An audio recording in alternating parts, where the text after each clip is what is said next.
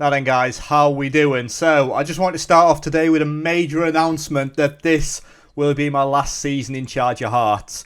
Now, my reasons for that is we've become extremely dominant. Last season being invincible and winning the Champions League. We've basically won every cup competition that we're entering now. You know, we've started off fantastically this season, and I personally think that I've taken this Hearts team as far as I can take them. So this season will be my last season in charge. Now I'm going to remain until the last game, and then obviously I'll resign, and then hopefully bring the right person in that's going to continue this legacy that we've built. So that's it then guys, this will be my last season at the helm of Hearts.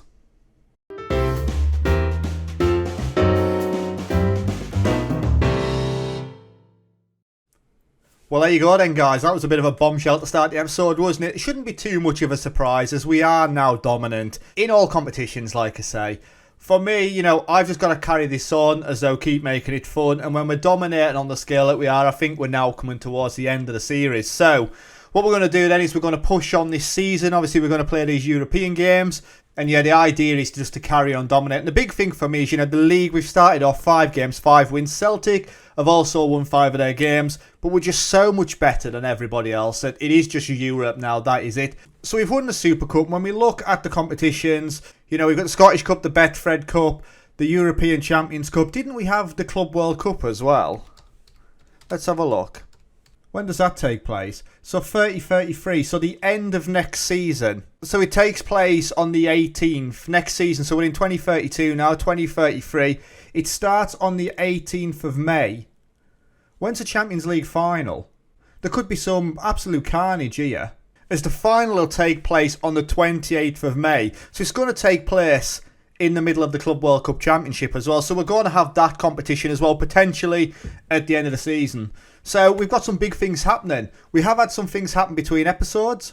So Santiago Anivole left on the last day of the transfer window, went off to Atletico Madrid. We spent 7.5 million on him. They wanted 34.5. Absolute bargain. Yes, he's played 1 game for them already, and he'd played 2 games for us. Decent player. He really was. You know, he was fully capped when we got him by Argentina. Not bad at all. Is he going to be a world beater? Maybe, and that's the thing. It's a 50-50. So we let him go. And then we brought in a fellow Argentinian, Andres Bruzese. Now, he's 18-year-old, capped at under 20 level. 2-star current ability, 5-star potential ability, level-headed centre-back. Currently operating at a Scottish Premiership level. So he's already good enough to fit into the squad. So yeah, that's who we've brought in. We brought him in for 6.5 million from River Plate. And for me, yeah, he's going to sit around about the first team. We may not see too much of him, but he'll continue to develop, I'm sure. Games between episode then, we started off with an extra time win against Falkirk. This was the most one-sided game that I've seen in a long time, and we have had some one-sided games, but their goalkeeper was possessed. 8.3, we had 39 shots, 22 targets, and it took to the 105th minute. Signorelli with a goal on 105, Albanos on 110, and then Signorelli on 111 put it to bed. Made it look more comfortable than what it was, but like I say, their keeper was inspired. He really was. We had 68% possession against their 32. Honestly, there was a moment when they had their one shot that I actually thought we could have went out. But yeah, it ended up being nice and easy in the last 15 minutes that was anyway. We then had a 3-1 victory over Rangers. So again, you know, conclusive. 21 shots, 11 on target, 57% possession. Pareda with a goal on 11, Taxinowski on 30, Stahl had a goal disallowed on 65, Emmanuel with their 1 shot on target, would you believe it, 1 shot on target and we conceded, and then Hadidi with a goal on 83. We dominated against Queen's Park, so 32 shots, 8 on target. Darryl Court with 2 goals on this one, a goal on 58 and a penalty on 88, Stahl on 78 and Signorelli on 69. Easy peasy. And then we brushed Aberdeen aside. They didn't even manage a shot, let alone a shot on target. So we had 22 shots, 10 on target, 54% possession. Signorelli with a goal on 29, then on 34. And then AIO Delhi on the 2nd minutes of first half stoppages. And then Cromer had a goal disallowed on 70. But again, you know, it was far too easy. So then the Champions League group stages have been drawn, and we've been drawn in Group G with AC Milan, Lyon and Sarajevo from Bosnia-Herzegovina. What a team, yeah? So I can imagine they're going to be the whipping boys, let's be honest. Be interesting to see who finishes in second place, as we should be topping this group now fairly easily. AC Milan, we've had problems against them in the past, but yeah, I still think we're going to have enough. When we look at all of the groups then, is there any real group of death? Motherwell in Group C. There you go, with Bayern Munich, Benfica and Ajax. That's a difficult one for them. Tottenham, Porto, Shakhtar and Borussia Dortmund in Group E is quite a difficult one. Rangers have made it into Group F. So Man City, Atletico Madrid, Rangers and Fenerbahce in that one as well. And that group just behind me, let me move, of Barcelona, PSG, Atalanta and Zenit is a bad one as well.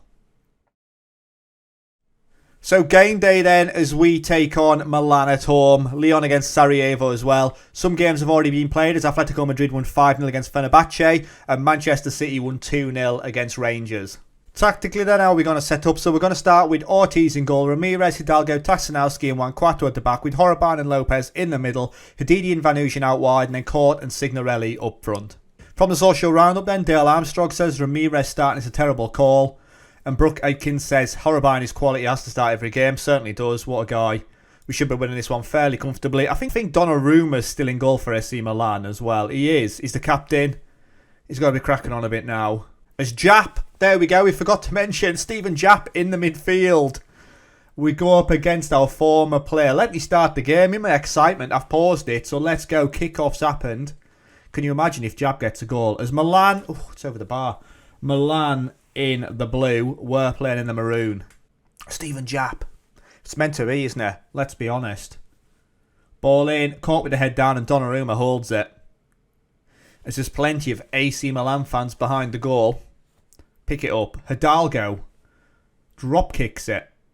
Ball across then Andrade. Yet to see Jap in possession. Out to Traore. Uragate.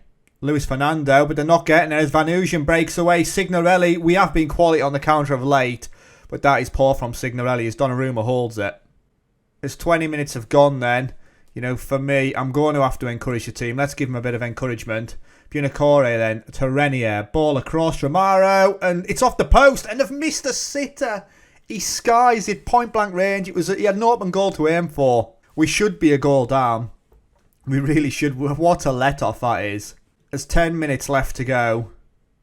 Atalanta are 2-0 up against PSG. Barcelona 3-0 against Zenit. Porto 2-0 against Shakhtar. Lyon are winning Sarajevo 1-0. I'd expect that result anyway. We are dominating, but go out back there and grab us a goal. Come on. Tactically then, you know, we got any pedestrians. Hidalgo is hesitant. Horaban on a 6.7. Where's the change really? I don't really know if there is one. Hidalgo's not having a great game, but defensively we haven't looked too poor. Yes, they had that opportunity just a couple of minutes ago, but I'm not going to make any changes at half-time. We just need to carry on playing the way we normally do. As Signorelli's taken a knock, there is a highlight. We'll let the highlight play out first as Lopez with the corner. Hidalgo, it's off the bar.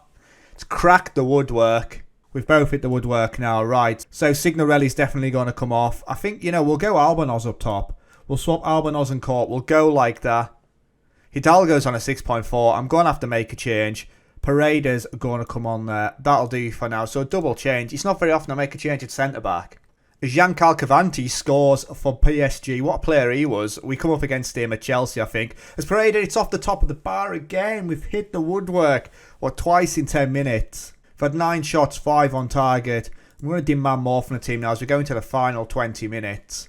Lyon are still 1-0 up against Sarajevo. They're doing quite well there as we've got, what, 12 minutes left to go. I've got one more change to make. Vanushin is knackered, so Stahl's are going to come on. Right, make the difference, please. Stahl, come on. As we've got 8 minutes.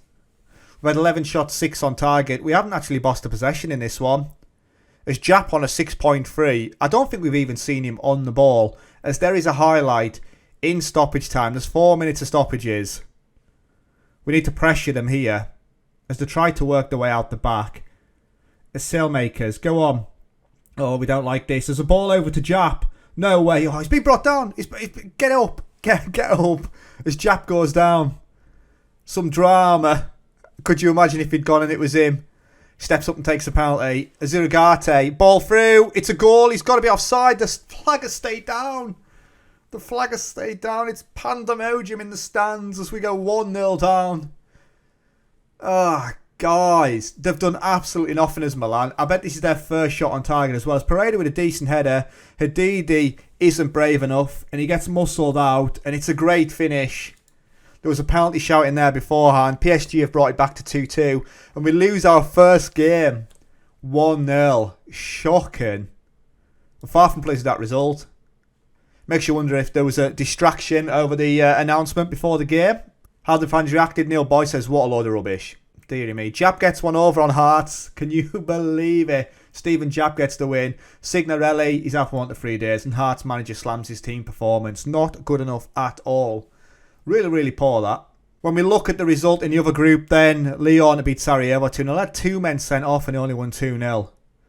So, you know, Milan, I cannot believe that. We started off this season's campaign with a defeat. Not ideal. So where are you going to join me next then, guys?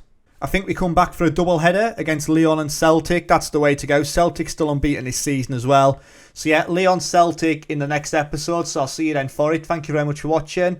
As always, it's been emotional. And I'll catch you later. Ta-ra.